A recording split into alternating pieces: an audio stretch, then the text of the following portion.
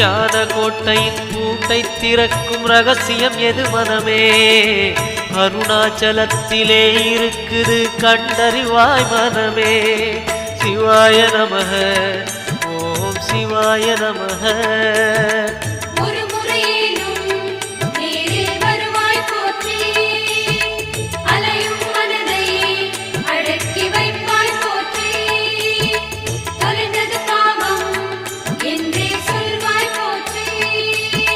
சிவாய நமக ஓம் சிவாய நமக. சிவாய நமக ஓம் சிவாய நமக.